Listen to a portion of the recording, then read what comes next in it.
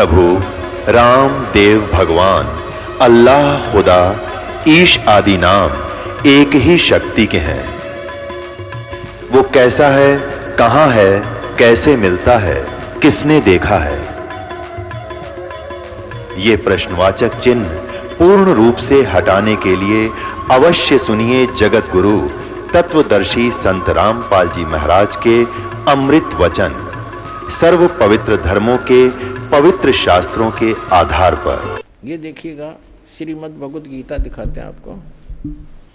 ये देखिएगा श्रीमद् भगवत गीता और जयदयाल गोविंद का द्वारा इसका अनुवाद है। इसके 15वें अध्याय पर चलते हैं। यह है अथ पंथ 10वां अध्याय, 15वां अध्याय। इसमें कहा है श्री भगवान वाच ऊर्ध्व मूलम अधः शाखम अश्वत्थम प्राहु अव्यम छंदासी यस्य प्रणानी ये तम वेद स वेदवित। इन्होंने अनुवाद ठीक नहीं करना आया, ये तो ठीक लिखा ना। आदि पुरुष परमेश्वर तो समझो, ऊपर को जड़ है वो तो पूर्ण परमात्मा है। ऊर्ध्व मूलम ऊपर को शाखा लिखना था, वो आदि पुरुष परमेश्वर है। और अधः शाखम नीचे को शाखा वाला, ये गलत लिखा है। पर माँ रूप मुख्य शाखा वाले नहीं। ये देखो दूसरे मंत्र में गीता अध्याय नंबर 15 के श्लोक नंबर 2 में अधः और अधः 2 बार आए हैं। इन्होंने इसका अनुवाद यहाँ किया है। अधः माने नीचे, अधः माने नीचे, बिल्कुल ठीक है। अधः माने नीचे, अधः माने नीचे। तो यहाँ ऊर्ध्व माने ऊपर, ऊर्ध्व माने ऊपर। यहाँ देखो, हम ही इसे देख लेंगे प्रथम अध्याय में, 15वें अध्याय के प्रथम मंत्र में। ऊर्ध्व मूलम ऊपर को जड़ वाला, मूल जड़।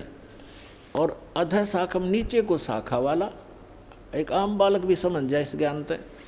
और संसार रूपी पीपल के वृक्ष को अविनाशी कहते हैं। छंद, छंद वेद नहीं होते, छंद माने इसके विभाग जिसके पत्ते आदि कहे गए हैं। और तम वेद, तम यह वेद जिसको, उस संसार रूपी वृक्ष को जो अंधकार रूप में छुपा हुआ है, ज्ञान रूप में, जिसको समझ नहीं सके, उस संसार रूप वृक्ष को जो पुरुष मूल सहित यानी जड़ से लेकर और पत्तों तक तत्व से जानता है, स वेदवित, स वेदवित, वह वेद के तात्पर्य को जानने वाला है, अर्थात वह तत्वदर्शी संत है। अब यहाँ देखो, अब 15वें अध्याय का हमने इसमें सारा बता रखा है। तीसरे में क्या कहा है कि अब हम इसको सारे सुना देते हैं आपको। ये दूसरे में क्या कहा है कि उस संसार वर्ष की तीनों गुण रूप, तीनों गुण माने रजगुण ब्रह्मा, सतगुण विष्णु, तमगुण शिव जी। रूप जल से बढ़ाई हुई नहीं, ये शाखाएं हैं, शाखा हैं। विषय प्रवाला शाखा हैं, विषय विकारों वाली ये शाखा हैं। रजगुण ब्रह्मा, सतगुण विष्णु, तमगुण शिव जी। अधः नीचे और ऊपर फैली हुई है।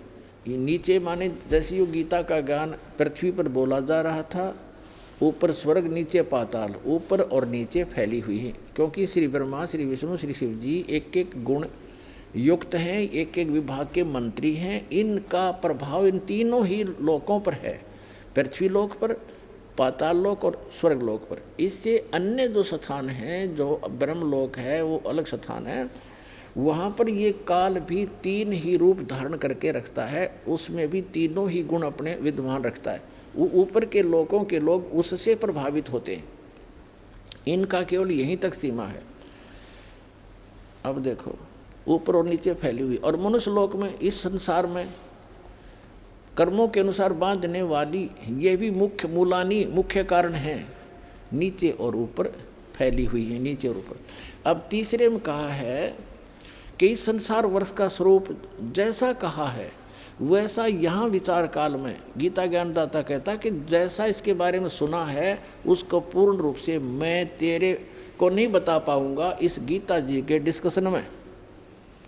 वैसा इस संसार वर्ष का स्वरूप जैसा कहा है वैसा यहाँ विचार काल में नहीं पाया जाता, नहीं पाया जाता। क्योंकि गीता ज्ञानदाता कहता है कि क्योंकि न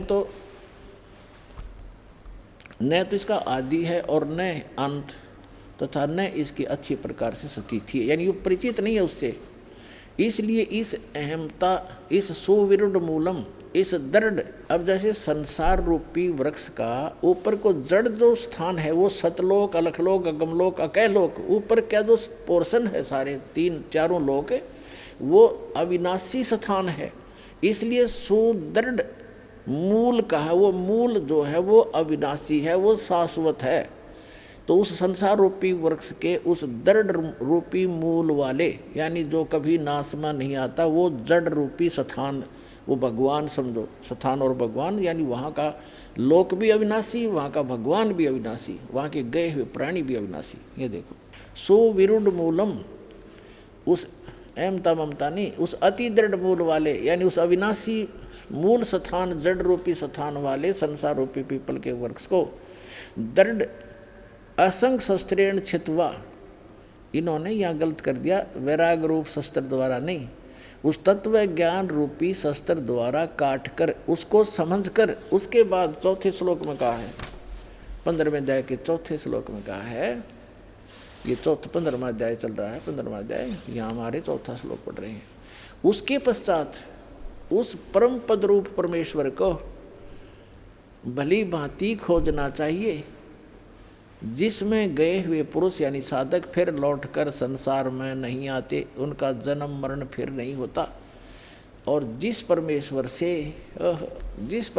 से इस पुरातन यानी आदि संसार रूपी वृक्ष की, यानी जिसने सारे ब्रह्मांडों की रचना की है, प्रवृत्ति विस्तार को प्राप्त हुई है, उसी आदि पुरुष नारायण के मैं शरण हूँ, ऐसा निश्चय करके उस परमेश्वर का ही मनन और निधि ध्यान करना चाहिए। परपदे माने उसकी पूजा करनी चाहिए। गीता ज्ञानदाता ने स्पष्ट कर दिया कि मेरी भक्ति करने से तुझे वो शाश्वत स्थान नहीं मिल सकता। उसके लिए गीता अध्याय नंबर 17 के श्लोक नंबर 23 में गीता ज्ञानदाता ने संकेत दिया है कि उस सच्चिदानंद घन ब्रह्म की साधना के 3 मंत्र हैं उसके पाने के। ओम तत्सत इति निर्देश ब्रह्मण तिर्वेद समर्थ ब्राह्मणा तेन वेदा च यगा च विहिता पुरा। उस सच्चिदानंद घन ब्रह्म के को पाने का, उसके सत भक्ति करने का केवल ओम तत्सत ये 3 मंत्र का निर्देश है। निर्देश माने नथिंग एल्स, फाइनल फैसला, उसके अतिरिक्त अग्रम मग्रम समाप्त, ये निर्देश है, डायरेक्शन है, आदेश भी है और ये राय भी है। सच्चिदानंद घन ब्रह्म को पाने का, उस परम अक्षर ब्रह्म को, उस सुख स्थान को पाने का ये 3 मंत्र की मजदूरी है, स्मरण है इसका 3 मंत्र का। ओम तत् सरपुरुष का गीता अध्याय नंबर 15 के श्लोक नंबर 16 और 17 में 3 पुरुष बताए, एक सरपुरुष, एक अक्षर पुरुष और तीसरा परम अक्षर पुरुष यानी परम अक्षर ब्रह्म। तो आपको पूरा डिटेल बताई दी है पूरा उल्टे लटके हुए संसार रूपी वृक्ष की। तो परम अक्षर ब्रह्म तो उसकी जड़ समझो, मूल है जो सबका धारण पोषण करता है। तो गीता अध्याय नंबर 15 के श्लोक नंबर 16 में कहा कि 2 पुरुष हैं, सरपुरुष और अक्षर पुरुष, और ये दोनों नाशवान, इनके अंतर्गत जितने प्राणी वो भी नाशवान है। जीवात्मा किसी की नहीं मरती, वो तो गधे कुत्ते की भी नहीं मरती। फिर 15वें अध्याय के 17वें श्लोक में तुरंत कहा कि उत्तम पुरुष है तू अन्य, पुरुषोत्तम सही भगवान तो इन दोनों से, सरपुरुष और अक्षर पुरुष है, कोई और है जिसको परमात्मा कहा जाता है। और जो तीनों लोकों में प्रवेश करके सबका धारण पोषण करता है वो अविनाशी परमेश्वर है। यानी संसार रूपी यानी वृक्ष की का धारण पोषण किससे होता है? मूल से होता है, जड़ से होता है, और जड़ वो परम अक्षर ब्रह्म है। तो परम अक्षर ब्रह्म वो कबीर भगवान जो है वो सबका धारण पोषण करने वाला वही है। तो यहाँ क्या बताया है कि उस ओम तत्सत, ओम जो है, ओम तो मंत्र है ब्रह्म का जिसको सरपुरुष कहते हैं, और तत् है ये अक्षर पुरुष का जिसको परब्रह्म भी कहते हैं। ब्रह्म से नेक्स्ट ब्रह्म, परब्रह्म दूसरा, और तीसरा जो मंत्र है सत्य वो परम अक्षर ब्रह्म का है, वो परम अक्षर पुरुष का है। तो ये तीनों मंत्र इस दास के पास उपलब्ध हैं। इन तीनों मंत्रों की मजदूरी करनी है, इसकी साधना करनी है। कोई अभी तक ये मार क्यों खाते रहे कबीर पंथी? ये इन मंत्रों का जाप नहीं करते थे जो दास आपको प्रथम बार देता है। ये कहते हैं तो ब्रह्मा विष्णु महेश की पूजाएं हैं, हम क्यों करें, हम तो सतपुरुष की साधना करेंगे। ऐसे ही ये बात बिगड़ी रही। अरे ये साधना नहीं, ये तो यहाँ के मालिक हैं। बताओ, हम जिस क्षेत्र में रह रहे हैं और वहाँ के तहसीलदार या वहाँ के SHO या किसी और से खस्सें और उनका जो टैक्स जो भी उनका है वो नहीं दें, तो हमें लाभ कैसे मिलेगा? मजदूरी, जैसे हमने बिजली वालों से ले रखा है, बिजली ले ली बिजली विभाग से, टेलीफोन ले लिया टेलीफोन विभाग से, और जब उनका कर्जा उसको देंगे नहीं, टैक्स उनका रेंट नहीं देंगे, तो वो सुविधा बंद कर देंगे हमारी। इसमें के एहसान किया? तो हम मजदूरी कर रहे हैं यहाँ की सुविधा प्राप्त करने के लिए, और कुछ धन डिपॉजिट कर रहे हैं जो हमें आगे अपने स्वलोक जाने के लिए। तो ये इनकी पूजा नहीं है। हम कोई बैंक से किसी से, जैसे टेलीफोन वालों से टेलीफोन सुविधा ले रखी है, मोबाइल फ़ोन ले लिया, तो उनसे हम अपनी जो मजदूरी करके उनको दे रहे हैं, उनका किराया रेंट, उसका बिल भर रहे हैं, तो वो उनकी पूजा नहीं करे, वो हमें आवश्यकता है, इसलिए उनसे मेल रखना भी हमारे सभ्यता शिष्टाचार है। तो ये सभी ब्रह्मा विष्णु महेश भी एक यहाँ के अधिकारी हैं। ये इनके सत्र का जो लाभ है यही देंगे उसको, और उसकी विधि बताई है कि इनका ये ऐसे ऐसे आपने ये बिल भरना पड़ेगा, इसकी मजदूरी ये है, इस मजदूरी से वहाँ आपको ऑटोमेटिक कनेक्शन मिला रहेगा। ऐसा सिस्टम भगवान का। तो यहाँ ओम तत्सत, ये तीन इन पुरुषों की भक्ति है, सरपुरुष, अक्षर पुरुष और परम अक्षर पुरुष की। तो गीता ज्ञानदाता कहता है कि उस परमात्मा की शरण में जा जिसके 3 मंत्र की भक्ति है। सच्चिदानंद घन ब्रह्म के पाने की केवल 3 मंत्र का निर्देश है।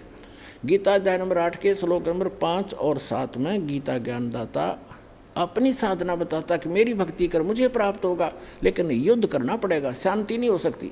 जहाँ युद्ध है वहाँ शांति खाक है।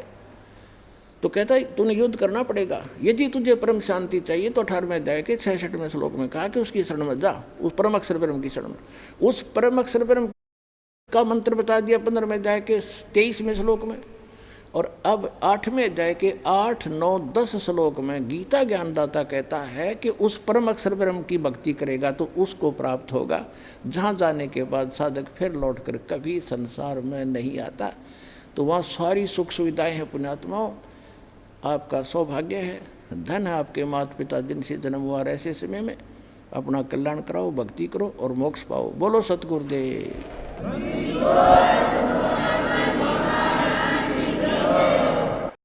परम पिता परमात्मा पूर्ण ब्रह्म सारी सृष्टि के रचनहार कुल मालिक कबीर परमेश्वर जी की असीम रजा से आप सभी पुण्यात्माएं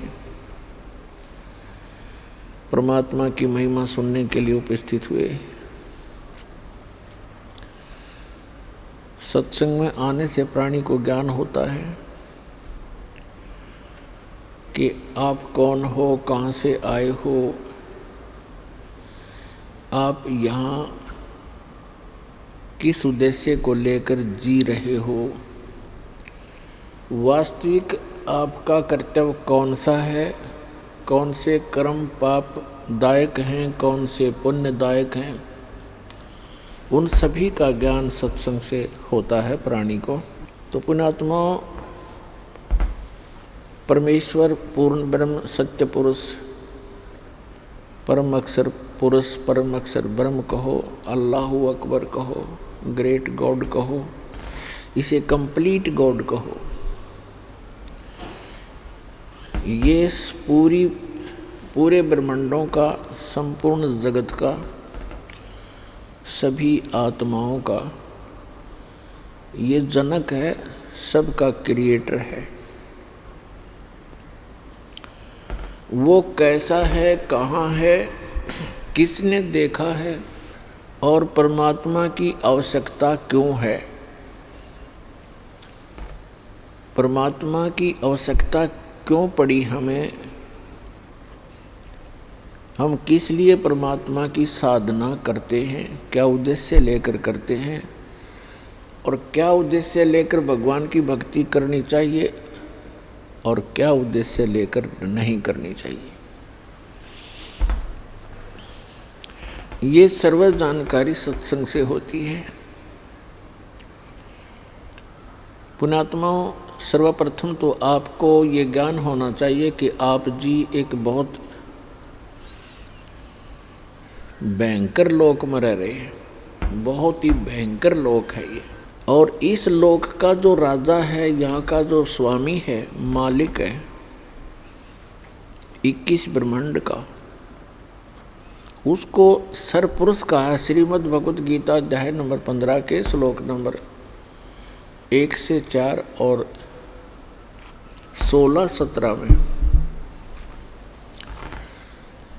प्रभु की परिभाषा वर्णित है सांकेतिक कोड वर्ड्स में। उसमें लिखा है कि संसार में 2 पुरुष हैं 16वें श्लोक में 15वें अध्याय के। एक सरपुरुष है, एक अक्षर पुरुष है। सरपुरुष ये ब्रह्म है जिसके लोक में आप और हम निवास कर रहे हैं।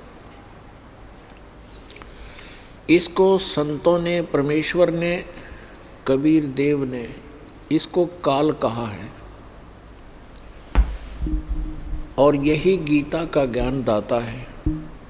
और इसने श्रीमद् भगवत गीता अध्याय नंबर 11 के श्लोक नंबर 32 में स्वयं ही स्वीकारा है कि मैं काल हूँ अर्जुन, और इस सर्वलोकों का नाश करने के लिए अब प्रवृत्त हुआ हूँ, अभी प्रकट हुआ हूँ। श्री कृष्ण जी काल नहीं थे, इन्होंने पहले कभी अपने आप को काल नहीं कहा, और गीता ज्ञान देने के उपरांत उन्होंने कभी अपने आप को काल नहीं कहा।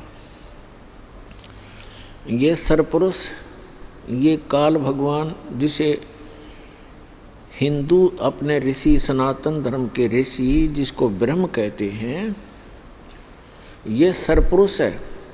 इसको काल भी कहते हैं, ये स्वयं भी काल कहता है अपने आप को, मैं काल हूँ और सबका नाश करने के लिए प्रवृत्त हुआ हूँ।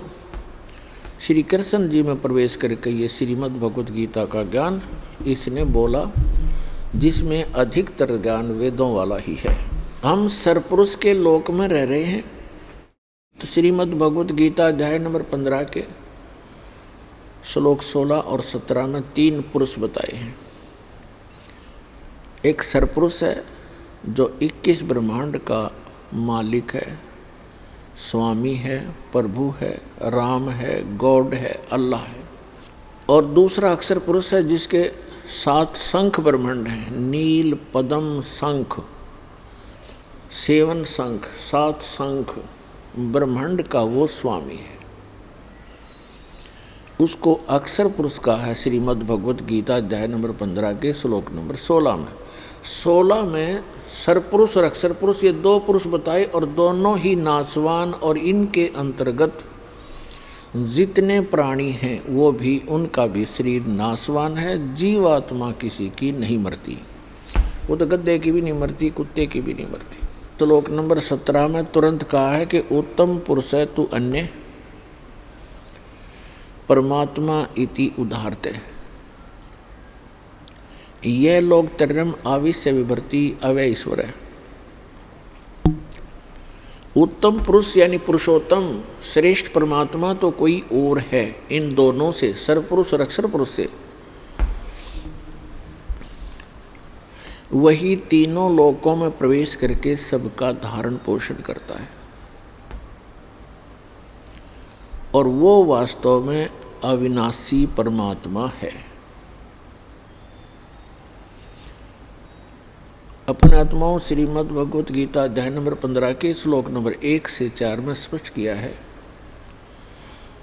एक मंत्र में कहा है कि ऊपर को जड़ और नीचे को तीनों गुण रूपी शाखा वाला, 1 और 2 में।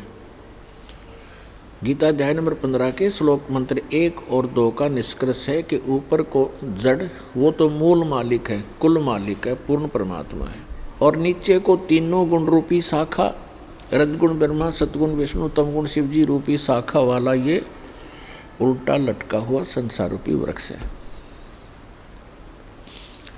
और जो संत इसके सभी विभाग बतावे वह तत्वदर्शी संत है। ऊपर को जड़ तो पूर्ण परमात्मा है, सत्य पुरुष है, अविनाशी परमेश्वर है, परम अक्षर ब्रह्म है। और संसार रूपी वृक्ष को अर्थात किसी भी पेड़ को मूल से ही सर्व कुछ प्राप्त होता है। मूल से, जड़ से ही उसका पोषण होता है। इसलिए हमारा सबका जो मूल मालिक है, कुल मालिक है, जो संसार रूपी वृक्ष की जड़ है, मूल है, जिसने सब ब्रह्मांडों की रचना की और सभी का वो पालन पोषण भी कर रहा है, वो सत्य पुरुष है, वो परम अक्षर पुरुष है। वही पूजा के योग्य है, वही पाप नाशक है, वही मोक्षदायक है, वही सबका जनक है, सर्व उत्पादक है।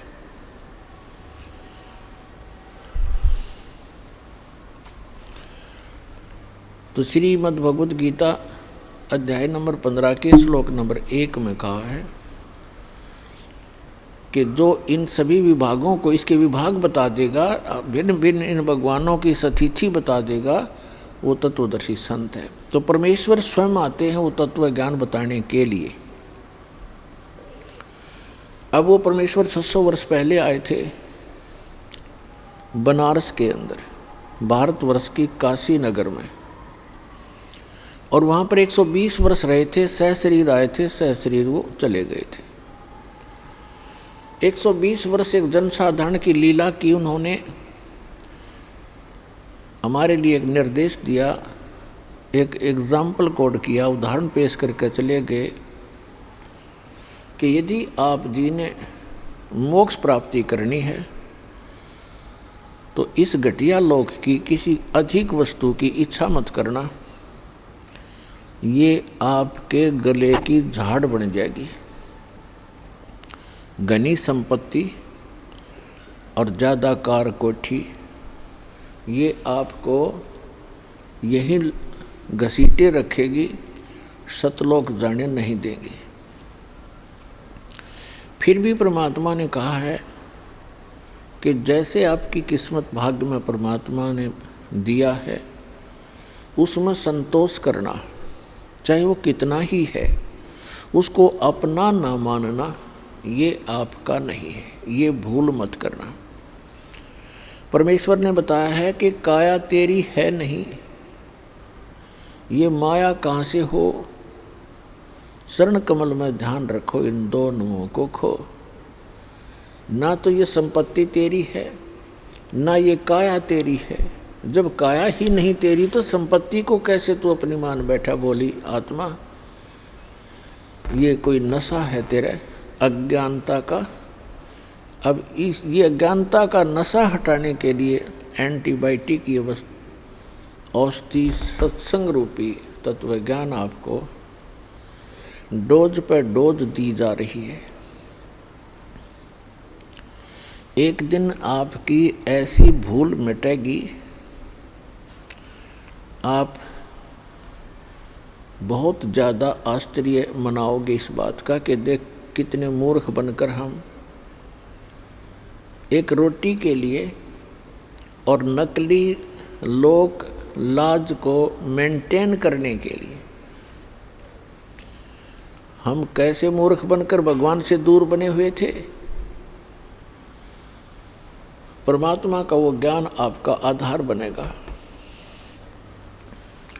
तो इस लोक में वो परमात्मा आते हैं, तत्व ज्ञान प्रचार करते हैं। और उन्होंने बताया है कि अक्षर पुरुष एक पेड़ है, निरंजन वा की डार, सरपुरुष वा की डार, और तीनों देवा शाखा हैं ये पात रूप संसार। एक ही सेंटेंस में परमात्मा ने, एक अमृतवाणी में, एक वाक्य में, एक दोहे में श्रीमद् भगवद गीता अध्याय नंबर 15 का पूरा सरलास कर दिया, पूरा उसमें कंसंट्रेट करके भर दिया। नो सोच लो, बुद्धिमान व्यक्ति को संकेत होते हैं जैसे रावण मांगन गया चून, अर्थात लंक वही बिरून। इस एक चौपाई में सूक्ष्म वेद में परमात्मा ने पूरी रामायण भर रखी है। रावण मांगन गया चून और तात लंक वही बिरून, बिरून माने नाश हुआ। रावण आटा मांगने गया जिस कारण से उसकी लंका का सर्वनाश हुआ। अब जिसने वो कथा कहानी सुन रखी है, राम कहानी, अब उसका माइंड एक सेकंड में पूरी स्टोरी में घूम गया। रावण ने कहाँ से आटा मांगा, किस पे मांगने गया, कौन थी वो सीता, श्री रामचंद्र की धर्मपत्नी। रामचंद्र कौन था, राजा दशरथ का पुत्र। रावण ने छल करके सीता उठाई थी और रावण के कुल का नाश हो गया था। वह रामायण का पूरा जो रामायण की कथा चित्रार्थ होगी हमारे दिमाग में। इसी प्रकार श्रीमद् भगवत गीता अध्याय नंबर 15 का श्लोक नंबर 1 में स्पष्ट है, 1 और 2 में, कि उल्टा लटका हुआ संसार रूपी वृक्ष है। इसमें परमात्मा ने अपनी सिंपल लैंग्वेज में बताया है, उस सूक्ष्म वेद में बताया है, एक ही सेंटेंस में पूरी सृष्टि रचना भर दी, पूरा डेफिनेशन ऑफ गॉड बता दी। अक्षर पुरुष एक पेड़ है, ट्री, एक ट्री है, और सरपुरुष वह की डार, तीनों देवा, रजगुण ब्रह्मा, सतगुण विष्णु, तमगुण शिव जी, ये तीनों देवा शाखा हैं और पात रूप संसार। वो परम अक्षर पुरुष कौन है, वो ये दास बताने के लिए भेजा है। वो वही है जिसने ये ज्ञान दिया अपने द्वारा रची हुई सृष्टि को।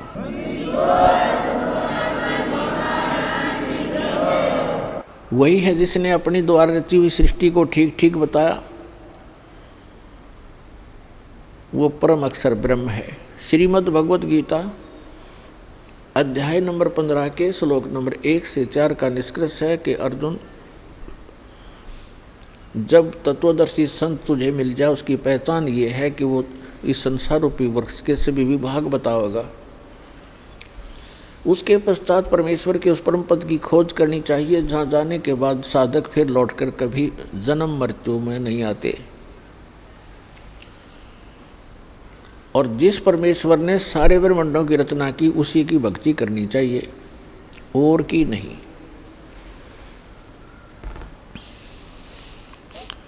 श्रीमद् भगवत गीता अध्याय नंबर 8 के श्लोक नंबर 1 में अर्जुन ने पूछा, आप जी ने गीता अध्याय नंबर 7 के श्लोक 29 में जिस तत्ब्रह्म की जानकारी दी है कि उस तत्ब्रह्म से परिचित, सारे अध्यात्म ज्ञान से परिचित और सभी कर्मों से परिचित प्राणी केवल जरा और मरण से छूटने का ही प्रयत्न करता है, तो वो किम तत्ब्रह्म, ऐसा वो तत्ब्रह्म क्या है जिसको जानकर प्राणी साधक इस संसार की किसी वस्तु की इच्छा नहीं रखता। गीता ज्ञानदाता ने 8वें अध्याय के 3रे मंत्र में उसका उत्तर दिया है कि वो परम अक्षर ब्रह्म है, गीता ज्ञानदाता से अन्य है। तो वो परम अक्षर ब्रह्म ही हमारा सबका जनक है, वही हमारा पिता है, वही हमारी माता है, वही हमारा मित्र है, वही हमारा भाई है, वही हमारा मूल धन है। त्वमेव माता च पिता त्वमेव बंधु च सखा त्वमेव विद्या च द्रविणम त्वमेव सर्व मम देव देव। ये वो परमात्मा है जिसके अंदर ये सर्वगुण हैं, जिनका हम रह कर व्याख्यान सुना और सुनाया करते थे। अभी तक हमें परमात्मा की परिभाषा का ABC का भी ज्ञान नहीं था। अब आपको A से लेकर Z तक ज्ञान हो गया इस तत्व ज्ञान को सुनने से, क्योंकि ये ज्ञान परमात्मा ही बताता है और परमात्मा के बताए कोड वर्ड को, सांकेतिक शब्दों को परमात्मा का कृपा पात्र ही समझ सकता है। 5500 वर्ष हो गए पवित्र श्रीमद् भगवत गीता, पवित्र चारों वेद, पवित्र पुराण आदि सदग्रंथों को रचे हुए श्री वेद व्यास जी द्वारा रचे गए थे। आज तक ना तो Ved Vyas writer of the सदग्रंथ वो समझ सका, और ना ही आज तक के विश्व का कोई धर्मगुरु इन पवित्र सदग्रंथों के कोड सांकेतिक शब्दों को ना समझ सका।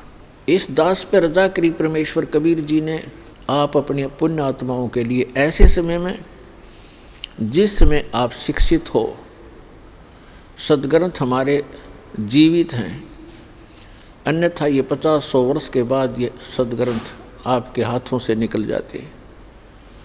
फिर हमारे पास क्या आ जाते, हनुमान चालीसा, गणेश जी की आरती, भगवान शिव की आरती, जय गणेश देवा, माता थारी पार्वती, हम इसमें लगे रहते। तो पुण्यात्माओं, आज का जो सत्संग है, जो समागम है, वैसे तो सत्संग कोई भी किसी दिन का भी हो अमृत होता है, आत्मा के लिए एक विशेष आहार होता है। और असंख्य जन्मों के पुण्यकर्मी प्राणी हो आप, जो आप जी को ऐसे समय में मानव शरीर प्राप्त है, स्त्री या पुरुष का, जिनको सतलोक आश्रम बरवाला जिला हिसार हरियाणा के अंदर आने का और उपदेश प्राप्त करने का सौभाग्य प्राप्त हुआ। लख बर सूरा जूझ ही लख बर सावत दे, लख बर यति जहान में तब सतगुरु शरणा ले। आप कितने पुण्यात्मा हैं युगों युगों के। लाल की कीमत को जौहरी बता सकता है, लाल को अपनी कीमत का ज्ञान नहीं होता। परमात्मा कहते हैं गोता मारूं स्वर्ग में जा बैठूं पाताल, और गरीबदास जी बता रहे हैं भगवान कबीर साहिब की महिमा। जैसे तुलसीदास जी ने रामायण का चित्रण किया था, ऐसे गरीबदास जी ने उस परम अक्षर ब्रह्म की महिमा का गुणगान किया हुआ है, इसलिए गरीबदास जी का नाम इसमें साथ आता है। कबीर साहब कहते थे कि गोता मारूं स्वर्ग में जा बैठूं पाताल, गरीबदास ढूंढता फिरूं अपने हीरे मोती लाल। परमात्मा कहते हैं कि मैं अपने हीरे मोती लाल इन पुण्यात्माओं को, जो पिछले जन्म के संस्कारी हैं, वो कहीं भी जन्मे हैं, कोई भी कारण बनाऊं, उनको मैं खोजता फिर रहा हूँ, ढूंढता फिर रहा हूँ। तो आप उन हीरे मोती लालों में से हो। आपको परमात्मा युगों से खोज रहा है, अब जाकर फंसे हो तुम परमात्मा के।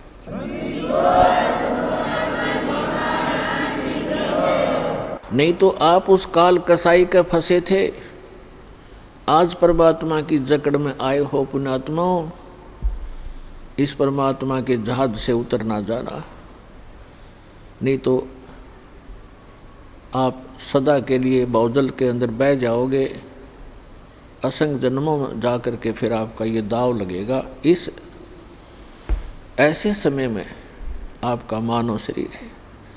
वैसे तो इस ज्ञान से बुद्धिमान मानव है, आज कोई अनजान नहीं है, बहुत बुद्धिमान मानव है। इस ज्ञान से शीघ्र ही आपको समझ में आ जाएगा ये क्या राज है, क्यों जन्मते हैं, क्यों मरते हैं। आज हम सब कुछ मान रहे हैं, पुत्र पुत्री हैं, संपत्ति संतान है, एक सेकंड में या तो संतान की मृत्यु हो जाती है या स्वयं ही संसार छोड़कर चला जाता है। व्हाट इज दिस, ये क्या है? तो ये समझ में आओगा थोड़े दिन में आपको ये इतना गंदा लोग दिखाई देगा, आपको अंदर से हेट हो जाएगी इसकी।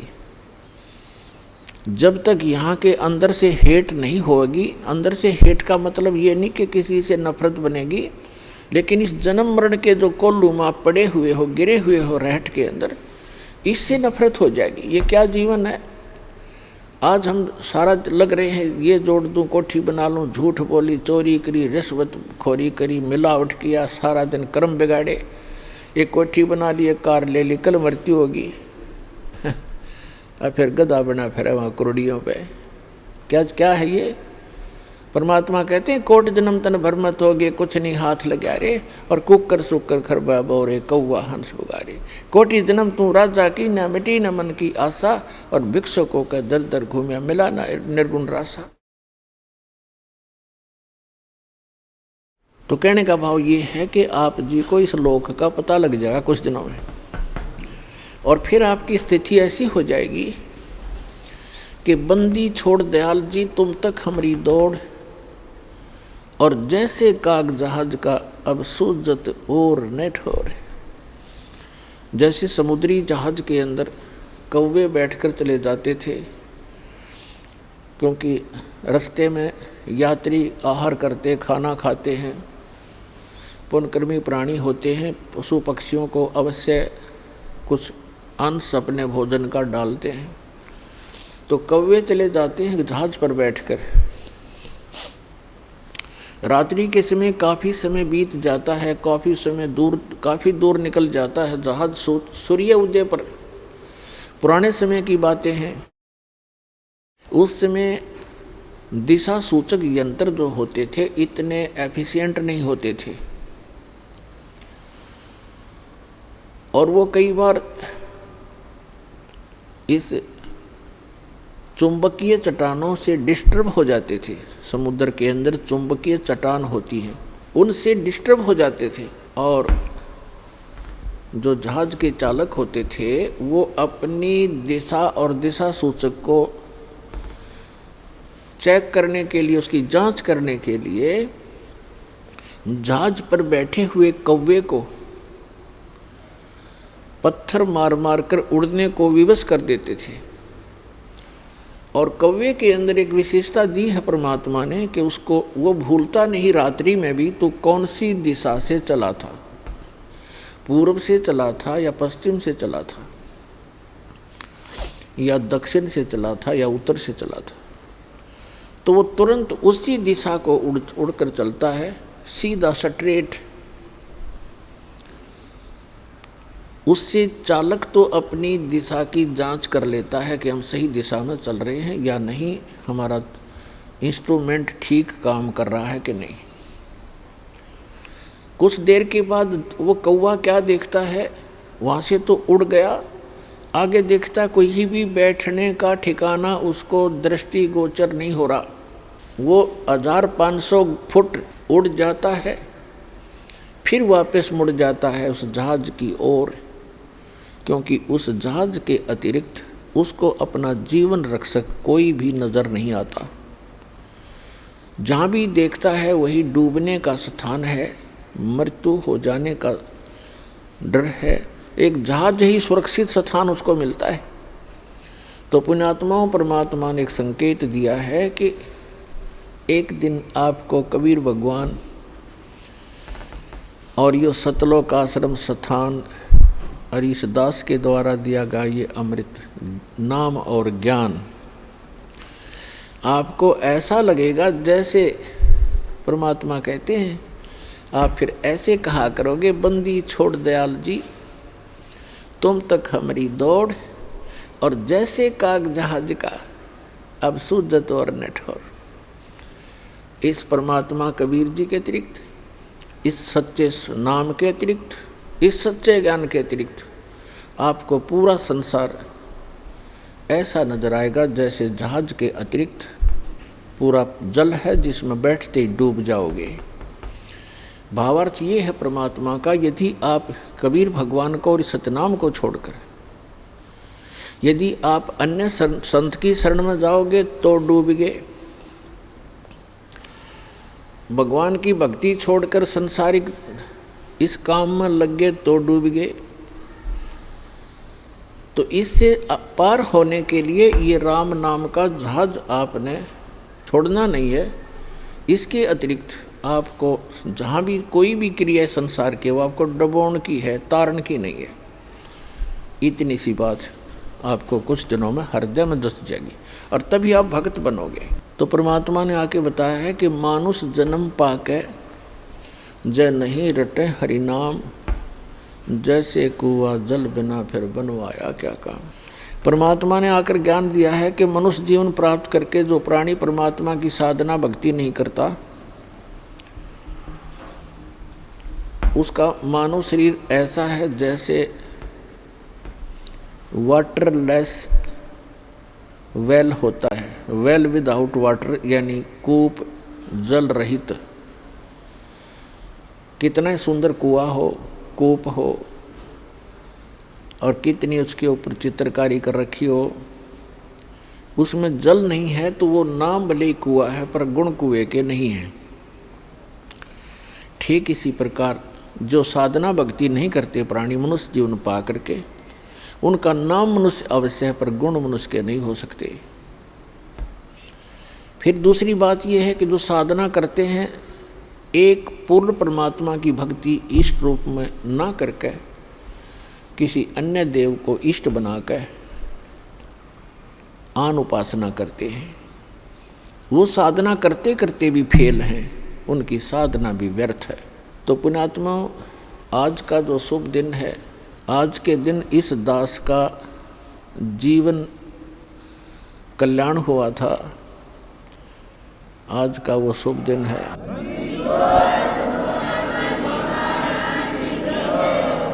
आज का वो शुभ दिन है, इस दास के जीव का उद्धार हुआ था और इस दास को उपदेश प्राप्त हुआ था। और उपदेश भी वो जिसको हम खोजते खोजते असंख्य युग हो गए थे, वो उपदेश सहज में प्राप्त हुआ था। वो दिन आज भी भूला नहीं जाता इस दास से। यदि हम अंग्रेजी महीनों में गिने तो 17 फरवरी सन 1988 का वो शुभ दिन, और वैसे फाल्गुन अमावस्या थी जो आज फाल्गुन अमावस्या है, ये शुभ दिन। और इस समागम के अंदर एक दो विशेषताएं हैं। एक तो दास का आध्यात्मिक जन्म हुआ। परमात्मा की वाणी में लिखा है कि जिस दिन सतगुरु भेंटिया सो दिन लेखे जान, बाकी जन्म गंवा दिया व्यर्थ गया बिना गुरु के नाम। जब तक आपको उपदेश नहीं मिलता मनुष्य शरीरधारी प्राणी को, तब तक आपका जीवन मनुष्य का नहीं है। अन्य पशु पक्षियों जैसी ही हम क्रियाएं कर रहे होते हैं, वो मनुष्य जीवन नहीं है। जिस दिन से आपको गुरु प्राप्त होता है, सच्चा गुरु, सतगुरु और सत साधना, उस दिन आपकी आत्मा का जन्म समझ लो पुनर्जन्म, आपका मानव का जन्म स्टार्ट होता है। जिस दिन सतगुरु भेंटिया सो दिन लेखे जान, और बाकी समय व्यर्थ गया गंवा दिया बिना गुरु के ज्ञान। तो दास को ये उपदेश प्राप्त हुआ, ये वो शुभ दिन है। और दूसरा इस समागम का महत्व है कि अमावस्या के तुरंत बाद जो एकम आती है, प्रथमा, उस दिन सन 1997 में इस दास को परम अक्षर ब्रह्म पूर्ण परमात्मा सत्य पुरुष कबीर देव जी ने दर्शन दिए और इस समय को जो कि उन्होंने निर्धारित किया हुआ था, उसको बताया कि सार्थक समय है, अब इस सार नाम का दान करना प्रारंभ कर दे। तो पुण्यात्माओं, इस समागम के अंदर ये दो महत्वपूर्ण घटनाएं दास के जीवन में घटी हैं। अमावस्या को तो नामदान हुआ दास को, और प्रथमा यानी 1997 की प्रथमा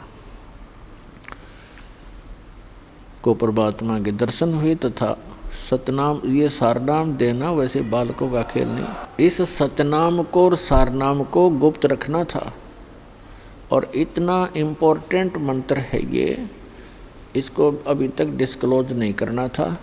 दास का भी दिल धड़क रहा था कि कहीं मैं गलत समय पर इसको सार्वजनिक ना कर दूं। सन 1994 में दास को नाम दान करने का आदेश मिला था पूज्य गुरुदेव से। तो 1997 तक दास ने एकाध ही को, कुछ एक को ये सार नाम दिया था, नहीं तो नहीं दिया था। मुझे हिचका हुआ देखकर परमात्मा ने को आना पड़ा, क्योंकि वो आपके लिए भटक रहे हैं। हम तो जीव हैं, जीव तो जीव जितनी सोच ही रखता है।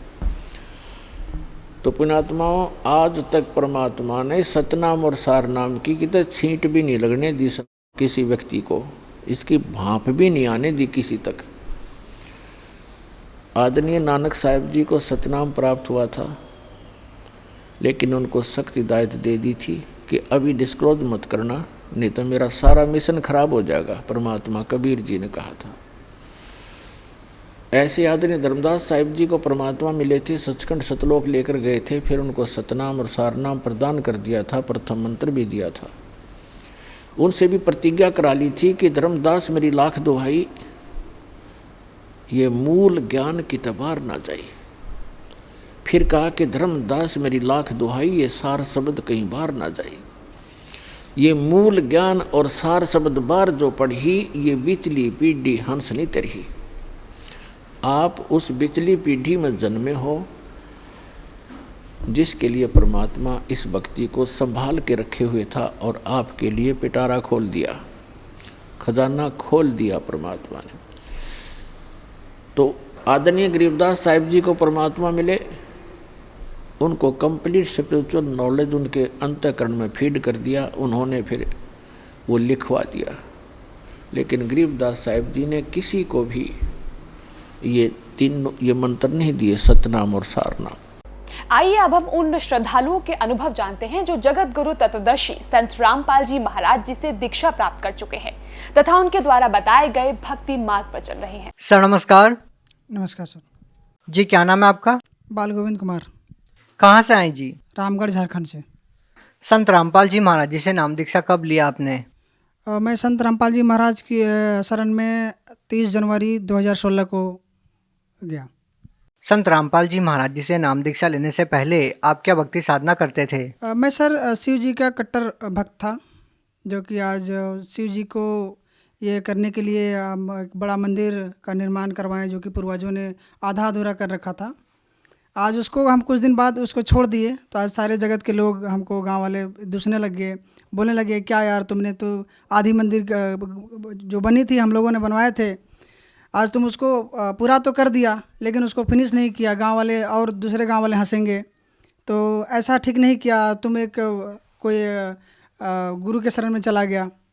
बोला मैं गुरु के शरण में नहीं गया, मैं एक सच्चाई के साथ गया हूं, जो कि मेरे जीवन में और आने वाला जनरेशन में यही सच्चाई है और साथ रहेगा सबका, मैं उसका शरण लिया हूं। कैसे पता चला आपको संत रामपाल जी महाराज जी के बारे में?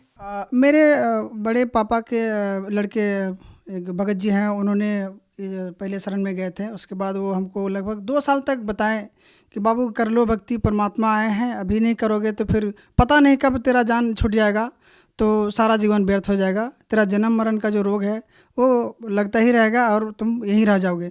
तो फिर हुआ कि मना करते लेंगे, इसी तरह मैं मना करता ही रहा।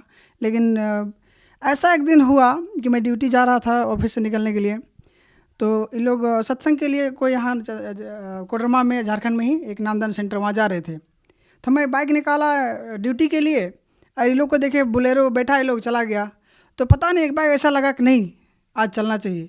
हम ड्यूटी नहीं किया, चल के हम सीधे चल गए। अब बोले थे कि बोलेरो में चलना है, लेकिन हमको वो लोग आधा तो निकल गया और हम पीछे से अपना बाइक में पूरा स्पीड धर के निकल गए वो लोग को। फिर जाके 10 किलोमीटर 20 किलोमीटर लगभग 15 किलोमीटर बाद में उन लोग से मिला, फ़ोन किया, फिर बोले हम भी जाएंगे, हमको भी लेते चलो। फिर उन लोगों के साथ गए, परमात्मा के शरण में नाम लिए। संत रामपाल जी महाराज जी से नाम दीक्षा लेने के बाद आपको क्या लाभ मिले? संत रामपाल जी महाराज जी के नाम लेने के बाद हमको फ़ायदा ये हुआ कि हमको एक करेंट सांप ने हमको ये पैर में डस लिया, जो कि आज करेंट सांप डसने के बाद किसी कोई ज़िंदा नहीं रहता है। आज परमात्मा ने साक्षात हमको आज ज़िंदा रखे हैं, और दुनिया वाले को भी हम देख रहे हैं, दुनिया वाले हमको भी देख रहे हैं। बहुत सारे जगत के लोग मेरे घर आए, बोले नहीं जाओ ओझा के साथ झड़वा लो, डॉक्टर से दिखवा लो। तो ऐसे हम एक भगत जी रहते हैं, एक मेरे साथी रिम्स हॉस्पिटल जो झारखंड का जो सरकारी अस्पताल है उसमें रहते हैं। मैंने फ़ोन किया क्या करना है, तो उन्होंने बताया कि नहीं ऐसा कुछ नहीं है, परमात्मा के संत रामपाल जी महाराज के शरण में जो रहता है उसको तो खैर उनका दुनिया गवाह है कि आज तक उनके भक्तों के साथ कोई ऐसा खिलवाड़ नहीं हुआ है, जो हुआ है सच्चाई हुआ है। तो उन्होंने जब बताया तो हमको पूरा विश्वास लग गया कि नहीं, संत रामपाल जी महाराज की अगर भक्ति में अगर शक्ति है तो वाकई में हम जिंदा रहेंगे, नहीं तो नहीं रहेंगे। यहाँ तक कि मेरे पापा मेरे मम्मी बोले नहीं डॉक्टर को दिखवाओ, यहाँ जाओ वहाँ जाओ। हमने नहीं, कुछ नहीं करना है, जो करना है परमात्मा ने करेंगे। आज मैं आपके सामने साक्षात हूँ और दुनिया वाले को मैं सामने खड़ा हूँ। और क्या लाभ मिले सर? सर एक बार मेरे बच्चे की लमसम 3 साल का है मेरा बच्चा, वो छत से पहले तल्ले की बिल्डिंग से नीचे गिरा, जबकि सीमेंटेड नीचे फर्श था, उसमें ये माथा का बल से वो नीचे गिरा, और हम उसको माथा ऐसे करके देखे तो यहाँ पे पूरा उसका गड्ढे गड्ढे निशान, खून जम गए थे। लेकिन आज संत रामपाल जी महाराज जी के शरण में रहते हुए आज मेरे बच्चा का बाल बांका नहीं हुआ है। आज मेरा बच्चा स्वस्थ है, मस्त है, आज आराम से पढ़ लिख रहा है और बिल्कुल बढ़िया। और साथ ही साथ एक बार ऐसा हुआ कि तो मैं गाड़ी ड्राइव कर रहा था, अचानक पीछे का चक्का ब्लास्ट किया और हमको पता ही नहीं चला कि क्या, हर एक पोल था उसमें हमको लगा कि आप गाड़ी सीधे जाके इंजन टकराएगी पोल से, लेकिन ऐसा हुआ कि सीधे पोल के बीचों बीच में जा रहे हैं और 10 कदम है और गाड़ी 60 की स्पीड में, लेकिन सीधे गाड़ी उठ के जाती है बाएं साइड में और गाड़ी ऐसे हो जाती है और गाड़ी का भी खरोंच नहीं आता, हम ना किसी को चोट पहुंचाते हैं और मेरा गाड़ी जैसे तैसे है। आज हम भी सुरक्षित हैं और 5 भक्त मेरे गाड़ी में थे। गाड़ी में लगभग 3 टन की लोड की हुई थी, वो भी स्वस्थ है, सब कुछ ठीक है और हम आज ठीक है, गाड़ी में भी कुछ नहीं हुआ, हमको भी कुछ नहीं हुआ। तो संत रामपाल जी महाराज की शरण में तो खैर दुनिया जानता है और सब सारे भक्तों ने ये बता भी दिए हैं कि परमात्मा की भक्ति में ही ये शक्ति है जो कि ये कर सकता है, अदरवाइज और कोई नहीं। और सर मेरे घर में प्रेत बाधा रहते थे। एक बार तो ऐसा हुआ थी कोई ओझा भगत मेरे घर में लाए हुए थे और ऐसे ही बाती में कोई बकरे काटना है तो उसको लेके हमको चंदा मांग रहे थे, वही भाई लोग, बड़े मेरे पापा के भाई लोग। तो बोल दिया कि नहीं, हम चंदा नहीं देंगे, सबूत पूजा हम नहीं करेंगे। तो वो लोग मेरे पापा को काटने में तुल गए कि आज चाहे तो बकरा काटेंगे या फिर तुम्हें काटेंगे, क्यों नहीं देगा, जब तुम 3 भाग है इसका तो 1 भाग तुमको देना पड़ेगा। मेरे पापा शायद मना कर दिए कि मैंने नहीं काटना है और हम भी पापा को बोल दिए हम लोग नहीं देंगे। तो बोले नहीं, आज चाहे तो हम बकरा काटें या फिर तुम्हें काटेंगे। लेकिन इतना तो है कि मालिक की दया से आज वो है, फ़ायदा मिला। सर, जो आप बोल रहे थे कि प्रेत बाधा की जो समस्या थी आपके घर के अंदर, क्या वो प्रेत बाधा आपकी ठीक हुई? बिल्कुल ठीक हो गई। आज मेरे घर कोई प्रेत बाधा नहीं है। आज संत रामपाल जी महाराज जी का जो ज्ञान हमको मिला है, आज उसके आधार से हम भक्ति कर रहे हैं और सदैव जब तक ये श्वास रहेगा इस शरीर में संत रामपाल जी का दिया हुआ ज्ञान और उस भक्ति को हम करेंगे और पूर्ण मोक्ष प्राप्त करेंगे, ये मेरा लक्ष्य है और गुरु जी का यही दिया हुआ ज्ञान हमको मोक्ष प्राप्ति करवा। सर, क्या संत रामपाल जी महाराज जी से नाम दीक्षा लेने से पहले आप कोई नशा भी करते थे? हाँ सर, मैंने किया है और नशा करने के साथ साथ मांस भी खाया है।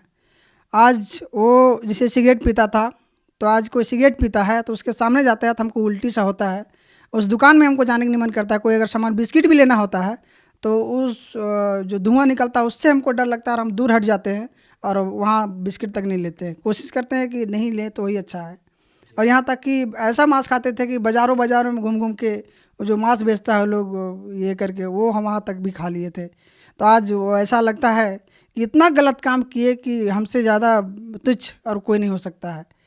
तो इसीलिए कि हम चाहते हैं कि जो संत रामपाल जी महाराज जी का जो भक्ति है, इस भक्ति में ऐसा है कि ना अपने आप कष्ट में रहोगे ना किसी दूसरे को कष्ट दोगे। तो संत रामपाल जी महाराज जी का ज्ञान में ये है और ये संत रामपाल जी बताते हैं और उनका ज्ञान में ये भी है और पूर्ण परमात्मा का भी ये है लिखा हुआ विधान है कि जब हम एक परमात्मा के बच्चे हैं सारे, तो फिर वो जानवर या पशु पक्षी या कीट पतंग या मनुष्य कोई अलग तो हुए नहीं, ये मेरे सभी भाई बंधु हैं। तो हम किसी को अगर कष्ट देंगे तो पूर्ण परमात्मा का विधान है कि हमें भी कष्ट होगा। सर, संत रामपाल जी महाराज जी से नाम दीक्षा लेने के बाद आपको और क्या लाभ मिले? और सर मेरे को लाभ मिला कि आध्यात्मिक ज्ञान जो मिला आज वो सबसे दुनिया से हटके है और मैं ये चीज़ सारे जगहों में बताता हूँ कि ये ज्ञान सर्वोपरि है। इसको आज मेरे सारे जो संबंधी है या फिर दोस्त यार है मेरे जनरेशन के, उसको बताता हूँ कि चलो यार जो संत रामपाल जी महाराज जी ने एक ऐसा ज्ञान बता रहे हैं जो दुनिया को दिखाने वाला है और बताने वाला है, तो इसको भक्ति करो और अपने को जाओ भी पूर्ण परमात्मा के शरण में और पूरे परिवार को, सारे रिश्तेदार को, संबंधी को ये बताओ कि भक्ति विधि शास्त्र अनुकूल ये है और यही करना चाहिए। सर, आप लोग झारखंड में रहते हैं और संत रामपाल जी महाराज जी से जुड़े हुए हैं, तो क्या आपको नहीं लगता कि किसी और संत से भी आप नाम दीक्षा ले सकते थे?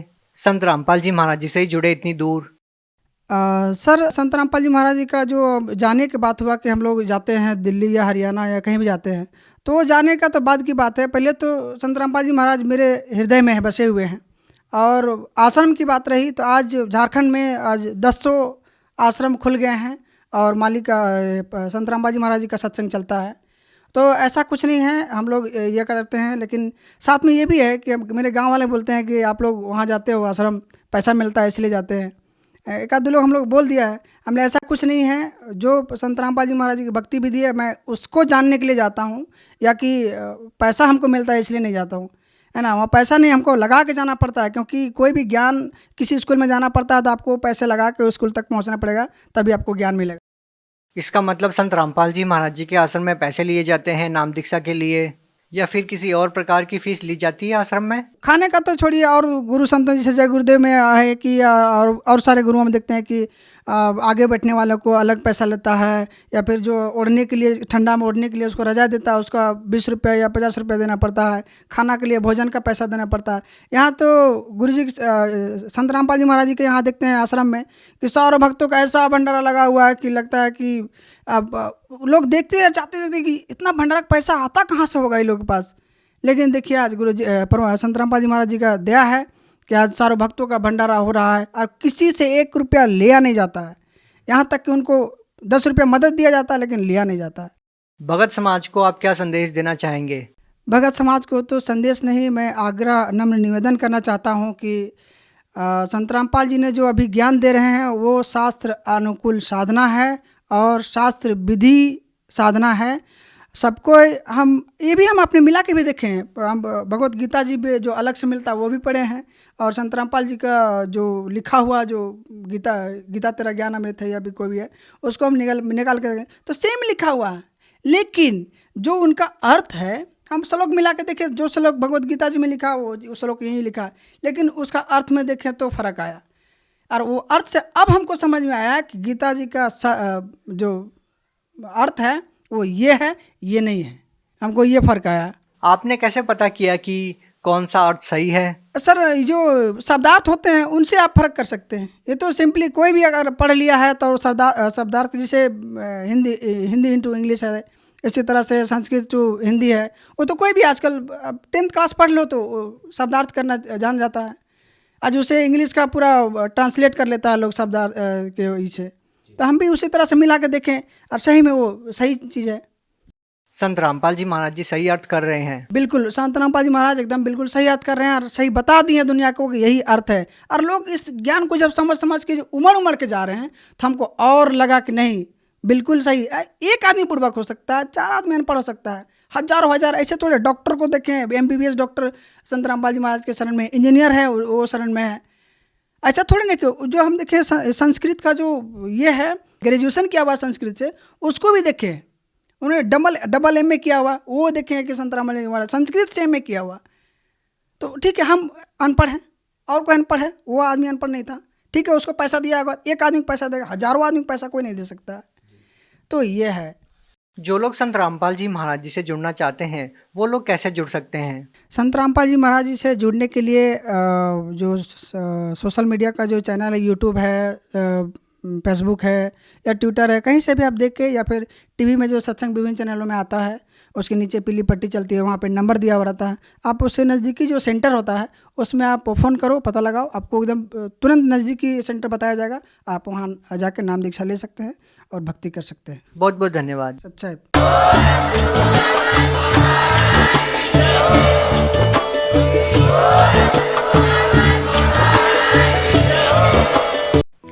आप सुन रहे थे जगत गुरु तत्वदर्शी संत रामपाल जी महाराज के मंगल प्रवचन। अधिक जानकारी के लिए संपर्क करें